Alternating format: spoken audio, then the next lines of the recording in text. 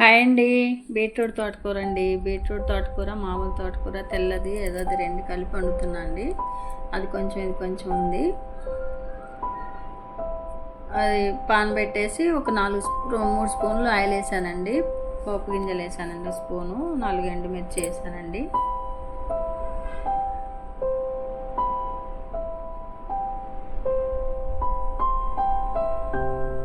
ఇప్పుడు కొంచెం కలిపేసుకొని కొంచెం వేగాక కరివేపాకు వేసేసుకుంటే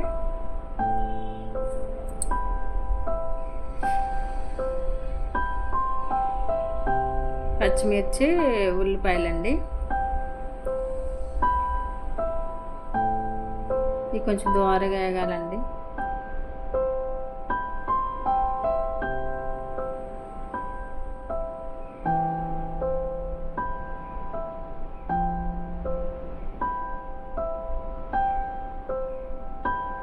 కొంచెం సాల్ట్ వేస్తున్నా అండి.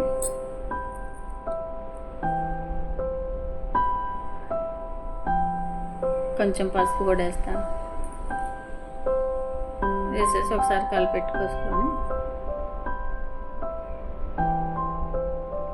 అంతా కలిపేసుకున్న తర్వాత ఇప్పుడు తోటకూర వేద్దామండి. చూడండి, ఏవో బీట్రూట్ తోటకూర, కొత్తిమీర, తెల్ల తోటకూర అన్నీ 3 కలిపి కట్ చేశానండి. చాలా బాగుంటుంది ఇట్లా. కొత్తిమీర కూడా అందులోనే వేసేసానండి. కొంచెం ఎక్కువ వేసా, ఫ్లేవర్ బాగుంటుంది కదా. ఇప్పుడు మొత్తం పాన్లో పెట్టేసుకొని లో ఫ్లేమ్లో పెట్టేసుకుంటే కొంచెం బాగా మగ్గుతుందండి.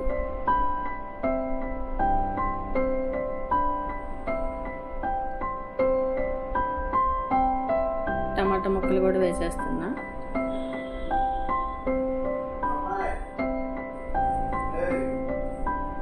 టమాటా ముక్కలు వేసేసి మూత పెట్టేసి కొంచెం లో ఫ్లేమ్లో పెట్టుకోవాలండి.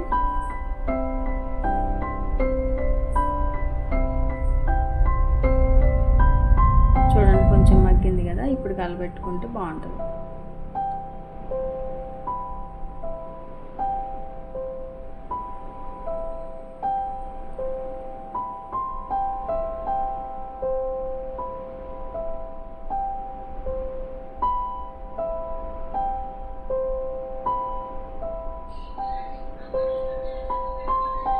చూడండి ఎట్లా ఉందో. మళ్ళీ ఒకసారి లో ఫ్లేమ్లోనే పెట్టుకుంటే మంచిగా నీళ్ళు, ఆ టమాటా రసం అంతా దిగి మంచిగా మెత్తగా ఉడుకుతుంది. చూడండి ఎట్లా ఉందో.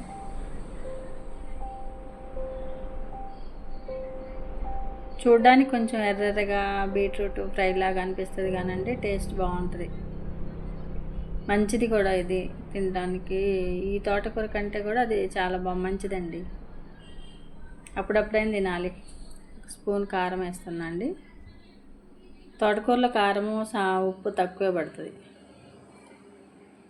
మళ్ళీ ఒక 2 నిమిషాలు లో ఫ్లేమ్లో పెట్టేసుకొని చూడండి, ఇప్పుడు కలపెట్టుకోవాలండి.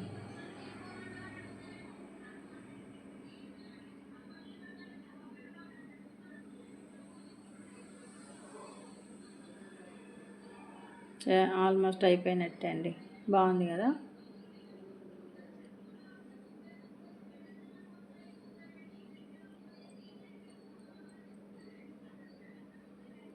చూడండి, అయిపోయింది.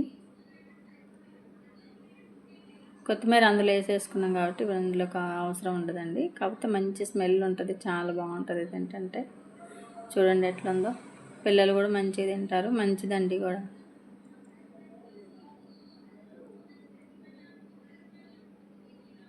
ఓకే అండి, నచ్చితే లైక్ చేయండి, సబ్స్క్రైబ్ చేయండి.